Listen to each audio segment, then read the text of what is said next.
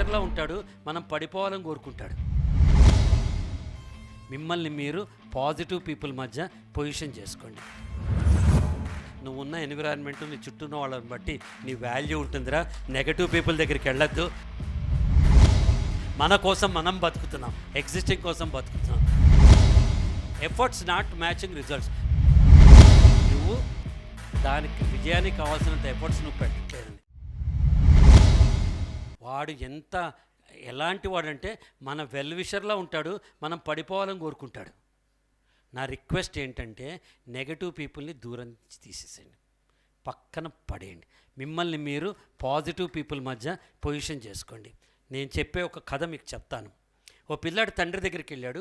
నాన్న, ఎలాంటి స్నేహితులను ఎంచుకోవాలి, ఎలాంటి గ్రూపుల్లో నేను ఉండాలి, ఎలా నేను ఉండాలి అని చెప్పి అడుగుతాడు. అప్పుడు తండ్రి చెప్తాడు, ఒక ఎక్సర్సైజ్ చెప్తానురా, ఆ ఎక్సర్సైజ్ నువ్వు పాటించు అన్నాడు. సరే నాన్న చెప్పు అన్నాడు. ఒక మెరిసే రాయి ఇచ్చాడు వాడి చేతికి. అరే, నువ్వు ఇది తీసుకెళ్ళి కూరగాయల మార్కెట్ దగ్గరికి తీసుకెళ్ళు, కూరగాయల మార్కెట్ బయట నుంచో ఎవరైనా వచ్చి ఇది అమ్ముతావా అని అడుగుతారు, నువ్వు మాట్లాడకు, తలకాయ ఊపు, ఎంత అంటారు, 2 వేళ్ళు చూపించు అంటాడు. వెంటనే ఓకే బాగుందని వెళ్ళి వీడు కూరగాయల మార్కెట్ పక్కన ఇలా ఎత్తుకుంటున్నాడు. కాసేపటి ఒక అంకుల్ వచ్చాడు. బాబు ఇది బాగుంది, అమ్ముతావా అన్నాడు. తలకాయ ఊపాడు. ఎంత అన్నాడు. ఇది చూపించాడు. ఓ 200 ఇస్తాను అన్నాడు. వీడు ఫోన్ చేసి, నాన్నోయ్ రాయికి 200 ఇస్తా ఉంటున్నాడు అన్నాడు.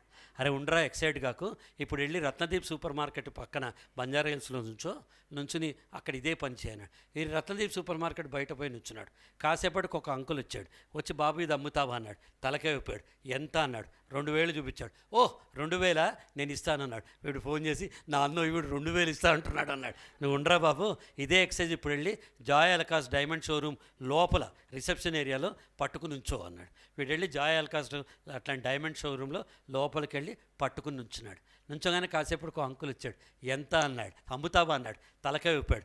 ఎంత అన్నాడు. 2,000 చూపించాడు. ఓ 2 లక్షల ఇస్తాను అన్నాడు. వీడి దిమ్మ తిరిగిపోయింది. పరిగెత్తుకుంటూ తండ్రి దగ్గరికి వెళ్ళాడు. నాన్న, అదే రాయి, అదే నేను.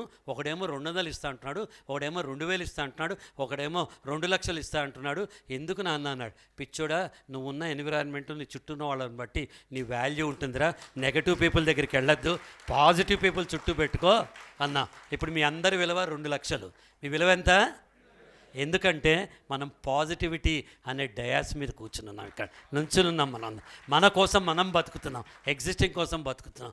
సో చుట్టూ నెగటివ్ పీపుల్ తీసేయండి. Efforts not matching results. నేను కష్టపడుతున్నా సార్, నాకు రావట్లేదు సార్, నేను కష్టపడుతున్నా సార్, నాకు రావట్లేదు కాదమ్మా.